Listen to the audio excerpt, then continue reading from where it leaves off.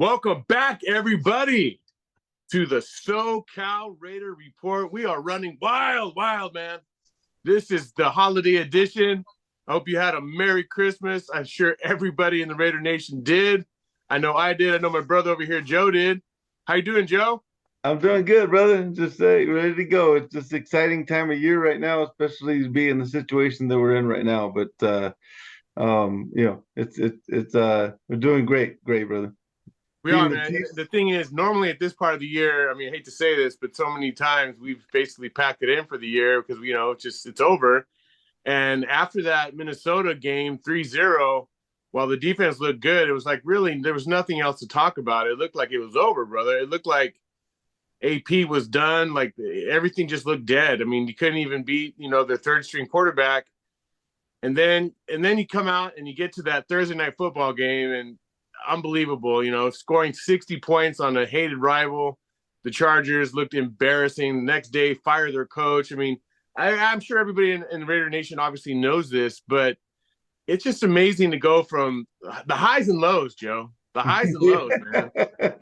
I'm just excited that I'm like it's been a long time to watch a Raider game and be excited that our defense is coming out right now. It's like usually it's like, oh my God, we're gonna have to hold them. It's like at this point right now, the way the offense is going and stuff, I feel like hey, it's a win if we don't turn the ball over on offense because our defense is coming through, and same with the last 2 weeks. I mean, it was crazy. I mean, we scored 63 points against the Chargers, but the defense was killing it, and then obviously 2 touchdowns against the Chiefs too. That I mean, I didn't realize it while watching the game, or I didn't realize it that O'Connell, Aiden didn't complete a pass from after the first quarter, bro.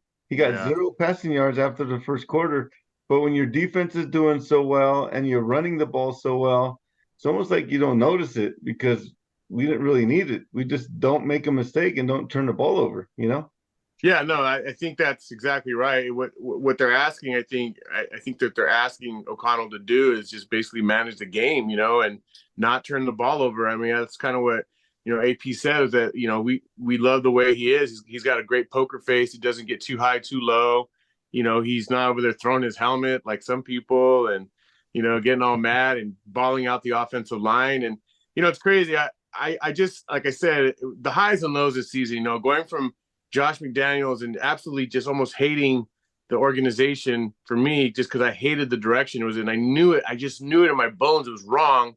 And everybody tried to go along with it as much as they could and support the team, but it just felt wrong, Joe. And now you come out with AP, and even that, even after that game after Minnesota, I was a little down. I was like, oh, maybe he just don't got it, But after that signature win, I mean, beating the Chargers, whatever, they look like they gave up. But beating the Chiefs, and the Chiefs had a lot to play for. The Chiefs definitely had a lot to play for, trying to be the number one seed. And we came out and just, like you said, we just punched them right in the mouth, Joe. Yep, yeah, it was awesome. It was awesome, man. And you could tell, when AP just took over, just the breath of fresh air that some of these players felt, the way they played, and we especially after we won the first two, and then we lose a couple in a row, and it's like, all right, well, okay, maybe it is going to be a total rebuild at the end of the year.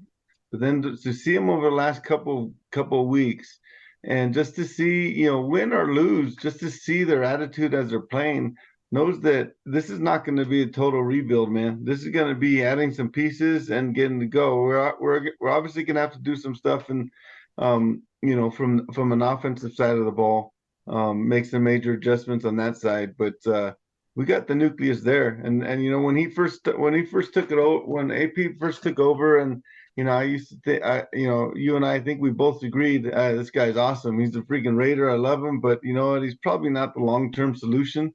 But I mean, he's changed my mind on that completely. And however long that long term is, it needs to be at least for next year. And we need to at least give him another year full staff. At least, I mean, I would hold it out like that, dangle that carrot, give him another shot, bring it back, let him pick his staff. Hopefully he gets to keep a lot of the guys he has in place right now.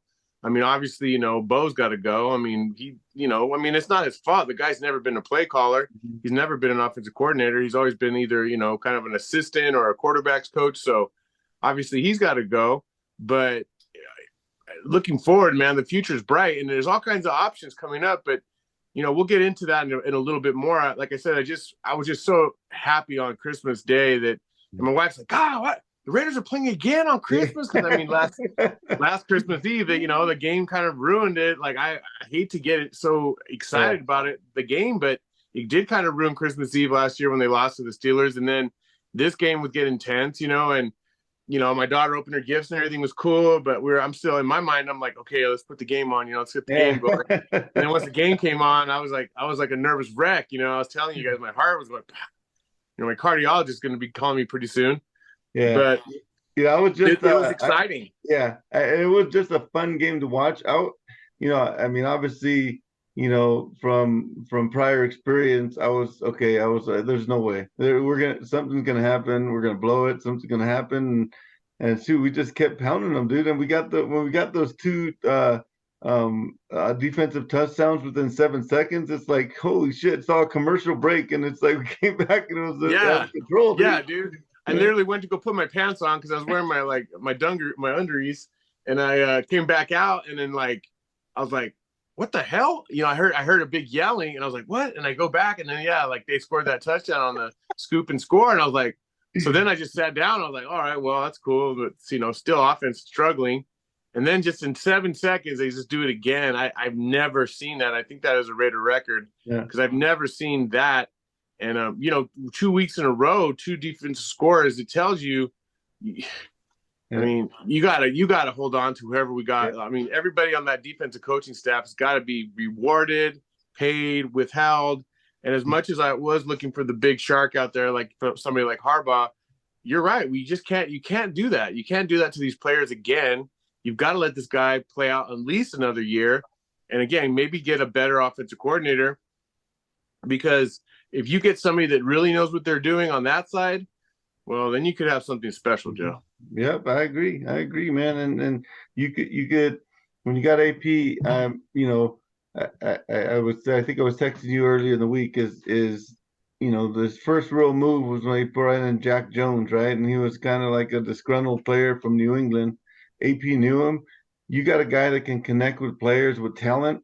That's ready to unleash the beast, baby. Because I mean, when you got all the talent in the world and you can't connect with that player, then it's wasted talent. But I think AP's a guy that gets the most out of everybody, and that's like a breath of fresh air because we come from Josh McDaniels that is the king of wasting everybody's talent. So just playing little games, playing mind games. That's another thing I like about AP is like somebody like Marcus Peters, if you don't want to play, get the hell out of here. We'll show you the door. You're gone. See you later. Boom, you're out. So I think the players got the message that, if you want to be here and play on this team, he's going to support and he's going to do the right thing for the organization. But if you don't want to play and you're showing that day to day, you're gone. I talk about it all the time, man. NFL, there's so much parity, man. There's so much parity in this league. The difference between winning and losing isn't talent, bro. The difference between winning and losing is the mindset that your players have on winning and losing. And they went into that game, we're not going to lose. When, like AP said in the press conferences, enough is enough. Let's go out and play. Enough is enough. We're tired of getting bullied around by these guys, and let's go out and play. So I love watching him. I love watching the game, that just the impact that he's had on the players. And then obviously they got him right after the game ended. He got a little emotional at the end, so that was cool. I love that. That shows that he really cares. He really does care. And honestly, again, I always say this, but it takes me back so much to when the Raiders hired Art Shell the first time. They dumped Shanahan, who was just not a fit to the organization.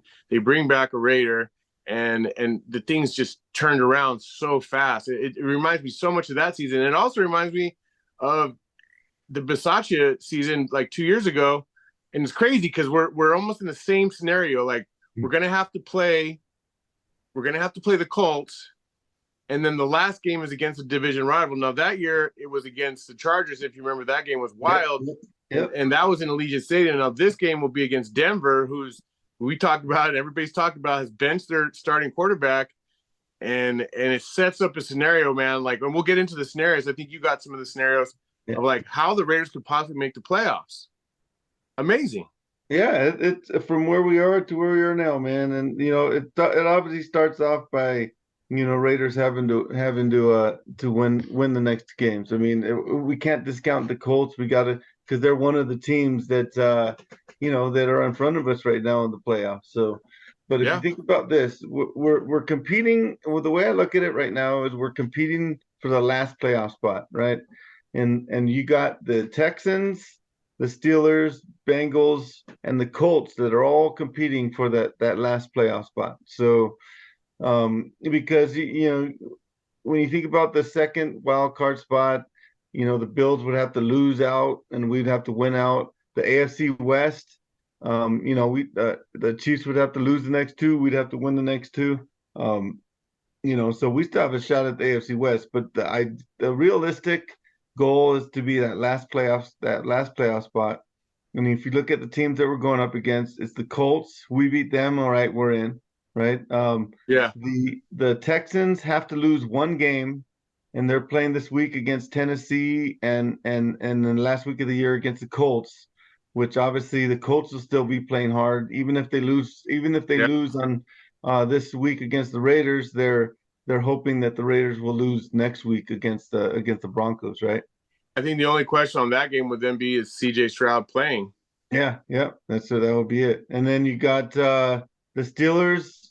They have to lose last game against the Ravens. Okay, right now they have to lose. It really doesn't matter what they do against the Seahawks this week. It's all about next week for the Ravens, and that's just more from a conference record. Unfortunately, if it just came between the Raiders and the Steelers beat us. So Yeah, they got the head to head. yeah, but because there's going to be so many other tiebreakers, we would have a better conference record than the Steelers, and we'd be in. And then Yeah, and then the other scenario about winning the division is tough because the Chiefs could lose this week, yeah, but next week they're playing the Chargers, so that's yeah, not yeah. that's not going to probably that's not, and they're definitely not going to want to lose to them and bag their season. And it would be so funny though if somehow it worked out that we end up playing the Chiefs again in the playoffs, man, I and that's know. happened before. Yeah, I'm down with that. And the Chiefs, the only team right now, Ernie, in the AFC that I can look at, and they're going to be tough, and it's going to be tough for everybody, is the Baltimore Ravens, right? Yeah, There's nobody else in the AFC that I can see that we're right on par with them, man. I mean, we're right on par. Miami in the beginning of the year looked unbeatable, but we competed right neck and neck with them when we played them. So, and we were a different team back then to where we are now. So I'm excited, and it's just a matter of getting in. And if we get in, we're gonna be one of the hottest teams going into the playoffs, and you never know what happens when we go there. yeah, and it's crazy too to think that actually we're pretty healthy, and now it looks like I'm looking at the injury report. It looks like Josh Jacobs, I don't think is going to play. He's doubtful for the game, and Michael Mayer is officially out. But aside from that, there's a lot of guys I know. Everybody's banged up at this part of the football season. But Yeah, other than that, I think we're okay. there's been other dialogue. Like the issue with the NFL is there's so many economics that go into making decisions on who's playing or not. Like I do think I know that we talked about it a lot. Jimmy G isn't the answer for long term, but for right now, I think I feel way more comfortable if he was playing quarterback right now. But I know the economics behind it doesn't make sense because if he gets hurt, either way, Jimmy G's not going to be on the Raiders next year, right? So you don't want him to get hurt, and then us have to be, his whole contract. Getting we have to eat his whole contract. So, but Yeah. I mean, if we were just talking football, what made sense, I'd probably rather see Jimmy G out there as we're fighting for a playoff spot. I mean, Aiden's Yeah, I going to mean be okay as a he has backup. playoff experience. Yeah, He's got so all the way. I mean, as much as I did not want him having him there in your back hip pocket is kind of cool because I've even heard this scenario. What if Aiden O'Connell comes out horrible in the first half of this Colts game? Do you bench him and go with Jimmy G? Do you say we got to see what we got? Yeah, it's more of, Would you they know, do that? yeah, I don't know. They're even saying that, I heard that it might make sense to even put Brian Hortier in over Jimmy G. Only it's all financially driven, dude. It's all financially driven from a Jimmy G's contract because they're paying him too much, and I mean it's already a given they're gonna release him after the June 1st deadline. But I mean, I don't know. Maybe you take that chance if you're going to be competing for a playoff spot, you're going to be competing, and once you're in the playoffs, I mean, you got to go for it, man. You got to put the best team on the field, you know? Yeah, maybe. I mean, who knows? But I would think that guy. I mean, I would think that Jimmy G also thinking towards, is my career over then, or do I want to try to have some kind of a resume for next year? You Hmm. know, I don't know, man. I would say screw it. I'd go for it because Yeah. last year, we had a little chance to be in the playoffs. They bench Carr, we had nothing, Yeah. and then it's like what Denver's doing right now. They're basically saying we're done. We're Hmm. gonna fold up the ship for this season. We're going with Stidham. It's funny. Same thing happened to him Yeah. again. He gets Yeah. to start the last two games. Just ridiculous how this. I don't Yeah. know if you could even write this stuff, but it's Yeah. funny how it works out. But looking towards that Colts game, I heard a lot of stuff this week that Colts secondary is very poor. Their defensive front is very good. I feel like the Raiders have a solid chance. What do you think on the game? I think it's crazy because during the week after the Chiefs game, looking at we win the final two. This is what we got to do to win. But I almost started to look past the Colts, which obviously is a mistake for any team in the NFL. But almost started to look past them until I started to really dig into them. It's going to be a tough game this week, man. I mean, we're playing Indianapolis. I mean, but Pittman's going to be playing for them. Yeah, But you know, I think we're still riding that high, bro. This is a game we talk about every week that there's three facets. There's special teams, defense, and offense, and sometimes defense wins the game, sometimes special teams, sometimes offense does. These last 2 weeks it's been defense, but we're going to need something from the offense this week, and if we're going to win this game, we're going to need something big from the offense, and more from the passing game because, like you yeah, said, the defensive front is strong, so they're going to be piling up against Amir White, especially if Josh Jacobs doesn't look like he's going to play. But they're going to be piling up against the run, forcing us to pass, and this is going to have to be either to your point, either O'Connell's come out game or. By halftime, you're making a decision: what do we do for the second half? And we might be rolling with the Garoppolo. yeah. Well, I think the other thing too is that you look at the stats; they look horrible for O'Connell. But if you think about it, that game, it was very bad weather. Mm-hmm. He had a lot of drops. There's a lot of drops that happened. A lot of little guys stuck their finger in and got a tip when it was going to be like a screen that would have went for 50 yards or whatever. So it wasn't like it was a gross like, oh, this guy looks horrible. There were some games Jimmy G just looked horrible. Like Yeah, his yeah. arm just looked so weak and he just looked so out of sorts with the whole thing. So I personally think, with the bad secondary of the Colts, with the matchup with the Raiders, it's indoors, it's in a dome. I really feel like I think the Raiders passing game should come alive here. And if it doesn't, then obviously we've got a serious problem. And I mean, we kind of already know that still a lot they got to fix the issue with the quarterback and coordinator.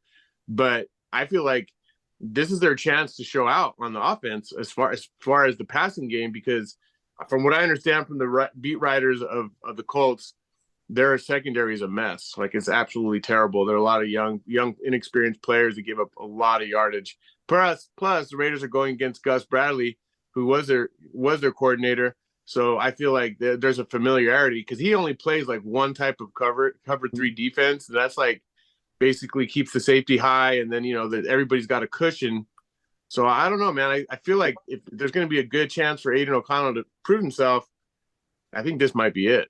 And you know what? I'm talking to Raider Joe Jr. He can't make it on. He's still out there serving the country, but he's in a really bad spot where he doesn't have good reception. But I talked to him, and he was just saying he thinks that this is a game. It's going to be the Trey Tucker show this week, and it's going to be he's going to be like kind of the outlier because when you think they're stacking up against the run, and it kind of makes sense when you think about from an offensive side because you're stacking up against the run, obviously focused on from a pass, you're focused against Jacoby Myers and Devontae Adams.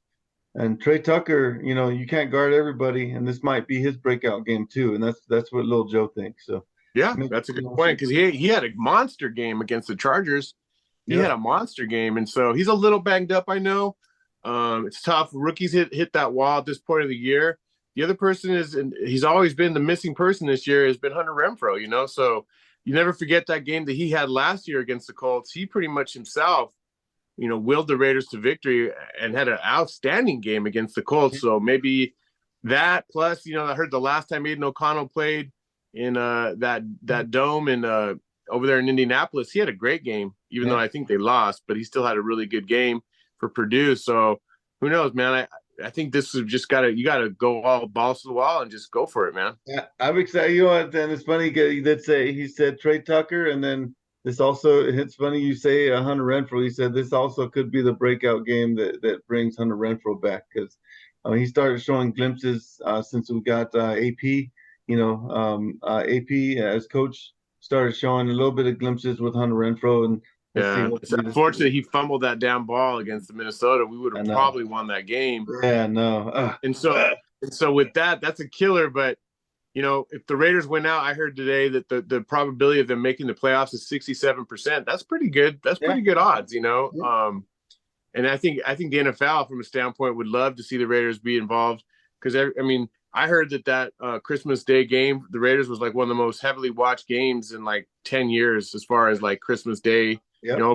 overtook the NBA and everything else. So, Yeah. the Raiders make the NFL, I think, much more exciting. So, I think that if I'm not going to look past the Sunday, but if we do come out with a win, oh man, next Sunday in Vegas against the Broncos, and if we're going for a playoff spot, oh my God, it's going to be running. I might actually take a trip out there, just even if I'm not in the game, bro, just to be out there.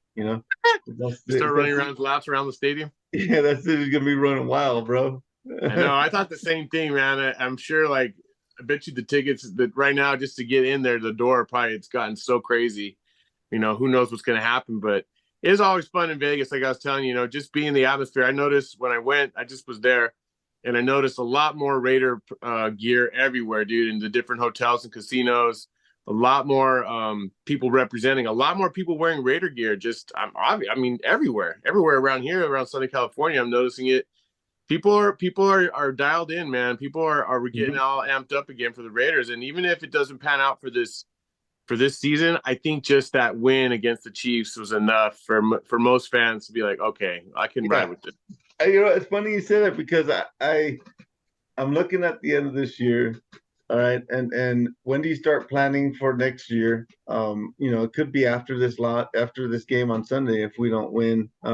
We start planning for next year, but it's gonna be one of the most exciting off seasons for me going into next year, knowing that we're knowing that I have a good feeling next year. No matter what happens this year, next year people are gonna start really acknowledging us as a threat in the AFC. If we just keep up Yeah. this momentum.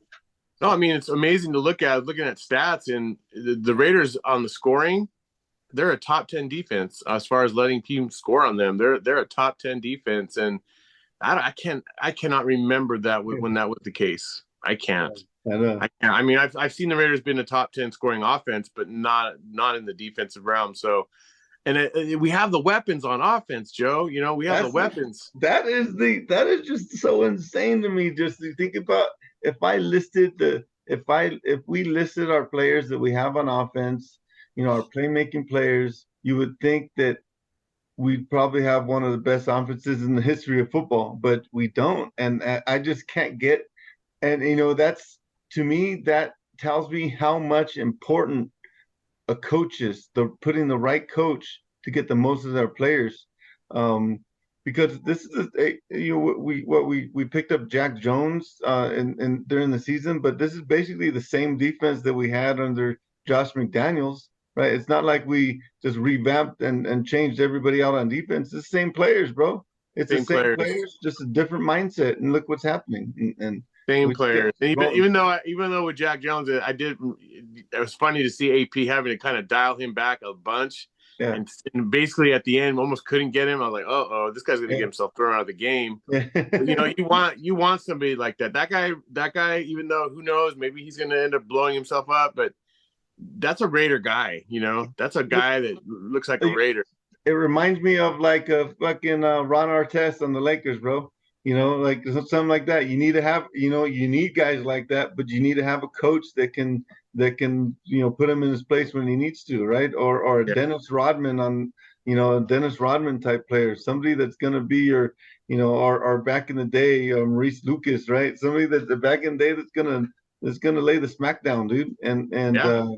and just really fire people up, and No, and but if just you don't, just the physicality too, yeah, which they yeah, played. Like I mean, I was watching another show. This guy does great work, does Raider films, and he was just showing like the hits that they were putting on. I mean, he was showing like the hits that Patrick Mahomes took. He was like, man, that guy's in the bed on the ice bath probably still today. You know what I mean? Like it's just the yeah, relentless nature, and it's just different, dude. So you're right. Like the coaching is probably, I think it's one of the most, or not the most important. And of course, the quarterback is the most important position because if you don't got that, it's tough. But the Raiders just showed you could get by with a game manager if you have that nasty defense. yeah. So I'm excited, man. I'm excited. I'm pumped. I'm ready. I wish it was Sunday morning at 10 a.m. already. And again, how do we get screwed with another 10 a.m. game, bro? I Freaking know. they're trying to do everything they can to keep us out, bro. The Raiders always get screwed with those 10 a.m. freaking Eastern time games. It's horrible. The good news is it's indoors. They have a fair shot. They have a puncher's chance in that game, and it's going to be exciting. It'll. I don't know if it's going to be televised locally, but we'll watch it. And I just want to give a big shout out to Raider Joe Jr. Man, it's tough. It's got to be tough being out there serving the country and missing your family in the holidays. So my mind and my heart and my prayers are with him. And just hopefully you and Annabelle and the family's doing good. Yep. And we're just gonna keep it rolling, man. And if we keep winning, let's keep doing these shows and keep talking, man. That's right, baby. Let's go, All baby. right, Let's Joe. get it. You got All right, man. Well, hey, it's great connecting with you. We'll hopefully meet up again online, and for sure we'll be texting during the game, man. you got it, brother. Talk to you later. Go Raiders, All right. baby. Go Raiders, baby. Peace out.